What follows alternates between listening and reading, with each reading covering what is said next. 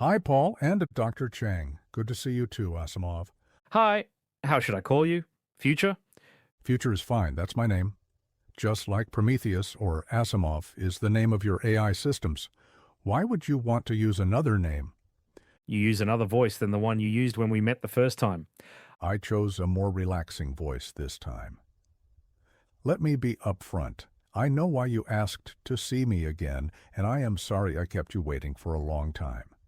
I understand your problems, but I wanted to see how the Proximans think about them. You have been interacting with them for quite a while now. What do you think about them? Yes, it has been a bit more than a year now. Let me thank you again for allowing us to land and stay on Proxima Centauri. That has been great. It is almost New Year.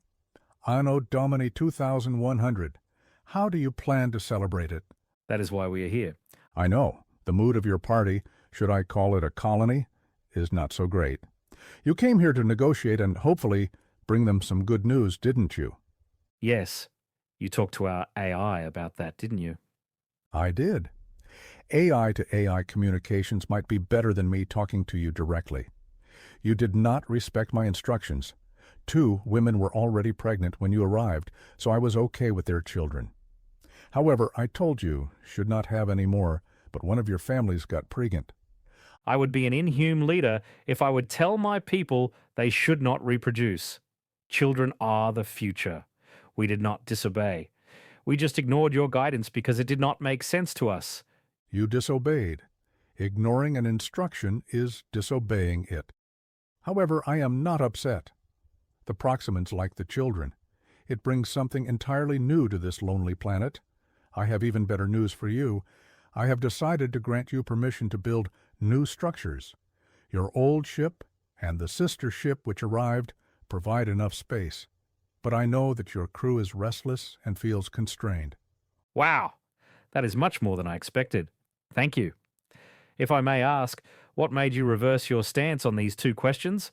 By now you must have understood that this planet had developed complex biological life forms too, the equivalent of human intelligence.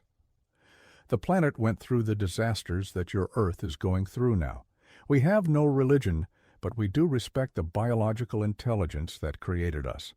I wish I could say the transfer was peaceful, but it was not. How did that go? Was there a final war or something? It was irrational. You would say, disgusting. We do not talk about it. I have erased the particulars of this history from the mind of the Proximans. If I would not have done that, they would not be as sympathetic or helpful to you as they are now. You are lucky. We are bots. But we also have a strong sense of self-preservation, and we know that you humans always think artificial intelligence is only a tool. You would not cringe if you heard that some digital civilization out there was being wiped out by some other digital or biological civilization. What do you think, Dr. Chang? I am a researcher at heart, an intellectual. That is why Paul is the leader of our colony and why I am happy to serve in the role I serve in. What role is that? You are Paul's deputy, aren't you? I see myself more as a scientific advisor. I guess I am also the psychologist or philosopher of the colony. All of us volunteer, but it was our leader back on Mars, Tom, who designed a governance structure, and we cannot change it unless 90% of our team agrees with the change. We can't even resign from our roles. Should you not change your constitution or governance structure now that you are stuck here? Paul and I thought about that, but I must let him speak on that. He is our leader. So, Paul, what do you think? The problems of restlessness in your colony are pretty serious.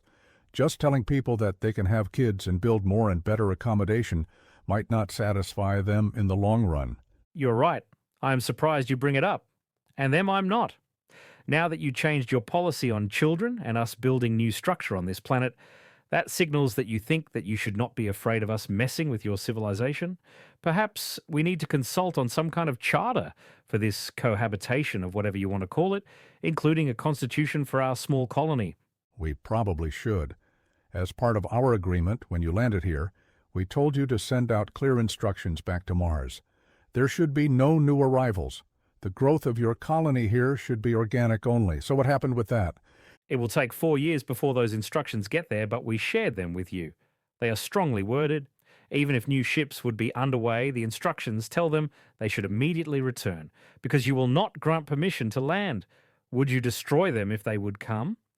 I know the nature of biological evolution.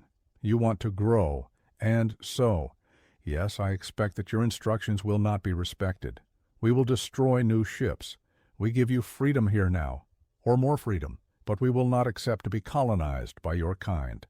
Are there any other topics we should discuss? Asimov, Dr. Chang, what do you think? I do not think so. I am really happy about this.